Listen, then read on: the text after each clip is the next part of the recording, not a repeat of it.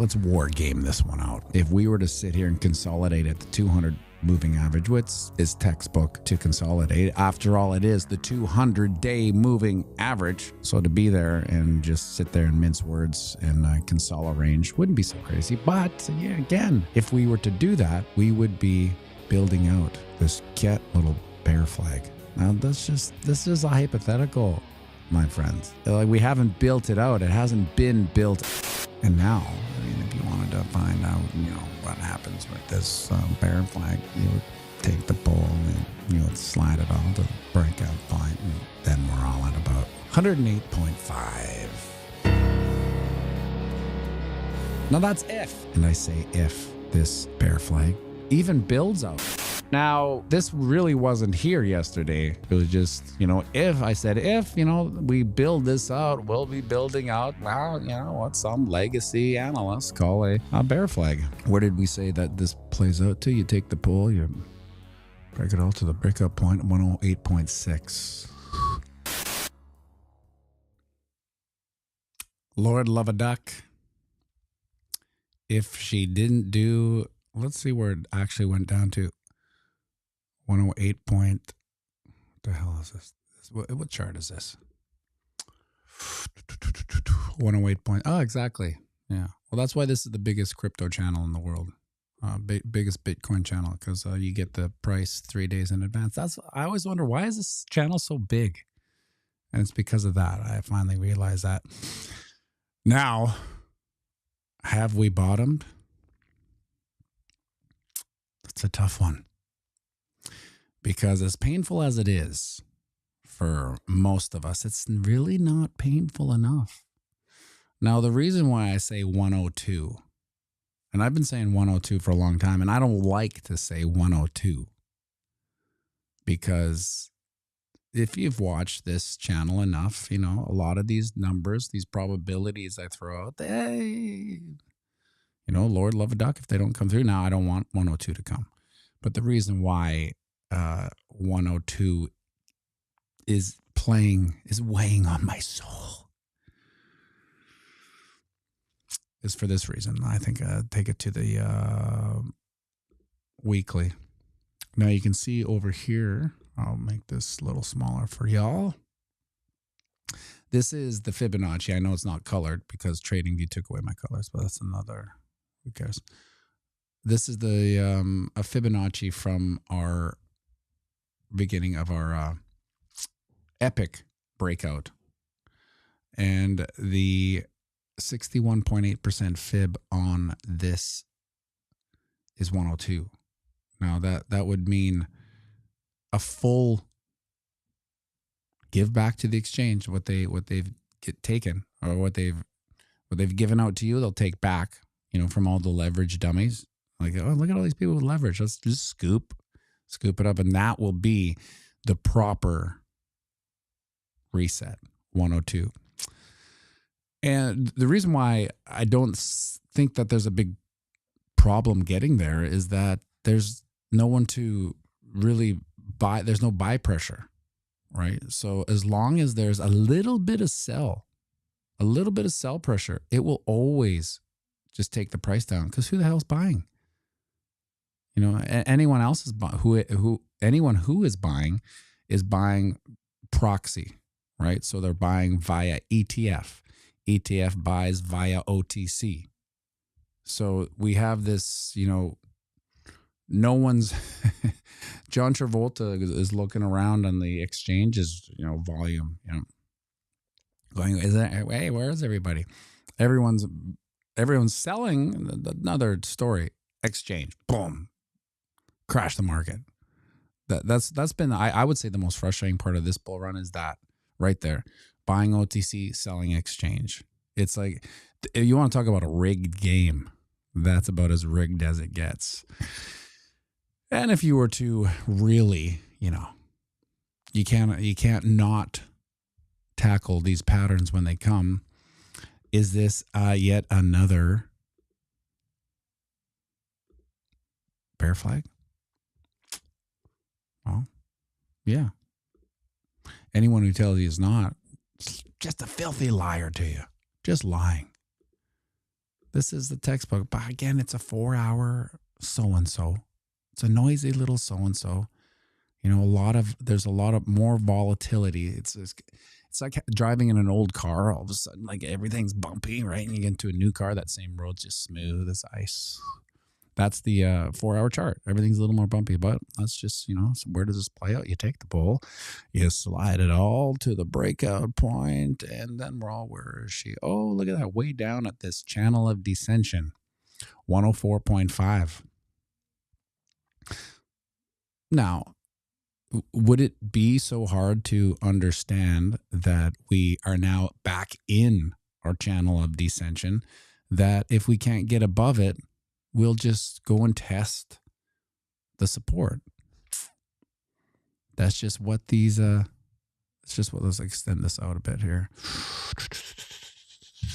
That's just what would happen. Now, if we get up and out of it, then we would just end up forming another inverse head and shoulders. But, like I said before, when we're just console arranging, inverse head and shoulders, inverse head and shoulders, just what happens when you're essentially doing nothing, even at 109.2, even like, so what was the percentage of this bear flag when everyone was pleading, please, no bear flag, from the breakout point, 2.57%. We're like a bunch of, 30-something women on TikTok dying for toxicity in the markets. Like 2.57 is absolutely nothing, right? But it's still, hey, pain is pain. It's still pain. Take out the daily here. Look at that candle. This candle looks like this candle. This was in August. So it's been about a month since we've had such bearish calamity. 1 month. Here we are. This is the end of the summer bummer. I remember saying, like, even a lot of YouTube channels I watch, and I think I only watch one. I watch Invest Answers. He tends to talk about, like there's no Rectember. We avoided Rectember. Like, man, it's September 10th. We haven't had a massive candle yet. It's September 10th. Let's just give September its name, Rectember, and just, wake me up on October 1st. Now, is October 1st the trigger for the green God candle? No, I don't think so. I think it'll still take, because Max Payne. Holy smokes. Is this truth? Is this the truth?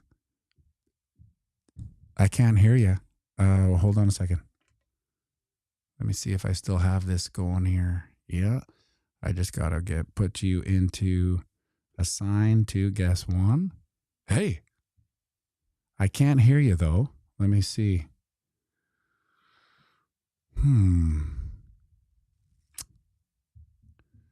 Are you muted by any chance? Is there any chance you're muted? Okay, let me just see what sound thing I'm on. Maybe I'm not on the Rodecaster Pro 2. Now, see what this is. How about now? Can you hear me, Drew? I can't hear you. Why was this?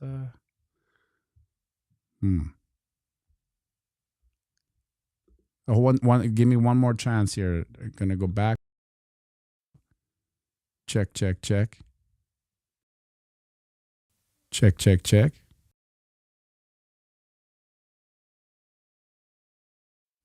No sound on it. No sound on it, Drew. If you can hear me, okay. See you later, buddy. Well, that would have been fun. That would have spiced up this Friday. I haven't talked to Drew in a bit. I don't know why it wouldn't work. Nothing's changed, but Ecamm doesn't want to do anything easy. You get it. How about a phone call? No, it's not that easy. This is set up for the interview. Anyway, well, maybe we'll do that Monday or Tuesday. we don't have to do it Friday. I'll reach out to him and maybe set this up so it's a little more truth friendly. That's bullshit anyway. So we went past the 61.8% fib here, which means we are now in official bearish territory. In this Friday, if you were to see the most bullish aspect of today, we would see it would have to be today. We would have to get up to a 113.2 and put in a bullish engulfing candle. Let's see here. What would that be from here? It would be a whopping 3.7%. See how we're just like, we're making mountains out of molehills, really, like searching for answers in a console arranging oblivia. It's just 3.7%. That's nothing. That's really nothing. We see that dump every day, 3.7%. Now, just to get 3.7% of bullish action, it's really not that much. So that would, to me, that would signify maybe that we've rounded the corner and maybe that is a bottom. However, I'm still looking at 102 because of this 61.8% fib. Now, let's put that into perspective. What kind of massive dump would 102 be from here? Because when I say 102, that's like sky is falling price, but that's max pain, right? Max pain isn't, I don't really care if it goes to that price. I'm okay with that price. I'm prepared for that price. Max pain is the sky is falling. I think I may have to rearrange my life now because it's at this price. That's where the market turns. So let's see what type of a dip we're looking at to get there. We're at 109-ish, 102. It's a 6% dump from here. Even so, as painful as 102 would be, which is max pain, maybe argue underneath 100K, like wick down to like the 99s, or probably 98, because 99's not like the market is so cruel that it loves to go to 99, see all your eyeballs start to quiver and your chin start to Jim Carrey, and then go darker, 98, just a wick though, and then probably close the candle at 102. Now, again, I don't want to see it to go 102. I don't want to feel max pain. But then again, it is September, so prepare for Rectember. If this is all we get in September, it's been a pretty damn good September, really. What do we have monthly up here? Yeah, so we're not even red on the month. We're getting there, but we're not even red. This is what some legacy analysts would call a shooting star candle, especially closing here, which means all the bulls evaporated, wherever those bulls were. I don't even think it was bulls.